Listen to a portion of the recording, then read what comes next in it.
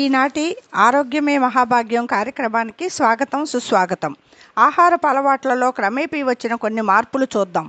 సర్వరోగ నివారణి పేరుతో ఎప్పుడో 25 సంవత్సరాల క్రితం ఆయిల్ పుల్లింగ్ అని వచ్చింది. పొద్దున్న ఎవరికి ఫోన్ చేసినా మా ఆయన ఆయిల్ పుల్లింగ్ చేస్తున్నాడు అనేవాళ్ళు. అది ఆగిపోయింది. తర్వాత నీళ్లరాజు వచ్చాడు. కొండలు కొండలు నీళ్లు తాగితే రోగాలు మాయం అన్నాడు. అది పోయింది. పచ్చి కూరగాయలు తింటే బలం అని ప్రచారం చేశారు కొందరు. అది పోయింది. ఇప్పుడు ఇంకొక ఆయన వచ్చి రాగులు, సజ్జలు, జొన్నలు, కూరగాయలు అన్నీ కలిపి రసం చేసుకొని తాగండి అంటున్నాడు. కేంద్ర ప్రభుత్వం వారేమో యోగా చెయ్యండి, రోగాలు మటుమాయం అంటుంది. చాన్నాళ్ల క్రిందట గోదావరి జిల్లాల నుంచి ఒక రాజుగారు వచ్చి ఉప్పా, మీరు ఉప్పు తింటున్నారా, చీ చీ అన్నాడు.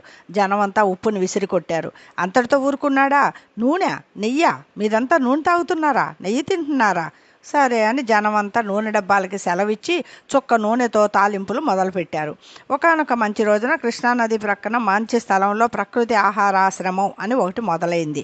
ప్రజలకు ఉప్పు నూనె లేని వంటలతో 3 పచ్చి కూర ముక్కలు 6 ఆకుకూర రసాలతో నిత్యనూతనంగా విలసిల్లుతుంది. సరే, ఇది ఇలా ఉండగా ఇంకొక ఆయన ఎవరో రాగి చెంబుల్లో నీళ్లు నింపి చంద్రుడి ఎదురుగా పెట్టి తెల్లారా నీళ్లు తాగితే అసలు చావే రాదు అని ఘంటాపదంగా చెప్పాడు. ఇంకేముంది, కొట్లలో పడి రాగి చెంబుల వేట మొదలైంది. అలా వెన్నెల్లో పెట్టిన రాగి చెంబుల్లో నీళ్లు తాగుతూ ఉప్పు నూనె పులుపు తీపి లేని రాజుగారి వంటలు తింటూ 200 ఏళ్లు గ్యారంటీ అనుకుంటున్న దశలో మహారాజశ్రీ మాచినేని ఉద్భవించారు. నూనె మానేశారా పిచ్చోళ్లారా, మిల్లుల్లో ఆడించిన కొబ్బరి నూనె 100 గ్రాములు తాగండి, ఇక చూడండి అన్నాడు. ఇంకేముంది, కొబ్బరి చెప్పులు సంచిలో వేసుకుని గానుగులంట పడ్డారు జనం. ఇంకొక సాము వచ్చి పురుగు మందులు లేని చిరుధాన్యాలు తినండి, మీ ఆరోగ్యాన్ని మీరే సంరక్షించుకోండి అన్నాడు. ఇంకేముంది, కర్నూలు సోనా బియ్యం అన్నం తినడానికి బదులు సామలున్నాయా, అరికలున్నాయా, సొజ్జలున్నాయా అని షాపులంట పరుగులు తీస్తున్నారు.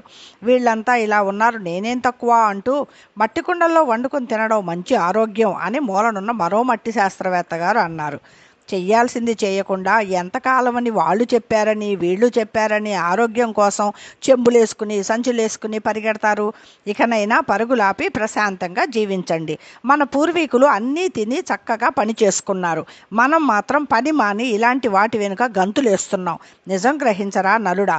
ఈ కార్యక్రమం ఇంతటితో సమాప్తం. మూలం ఒక వాట్సాప్ మెసేజ్. వాచకం బాలమ్మ.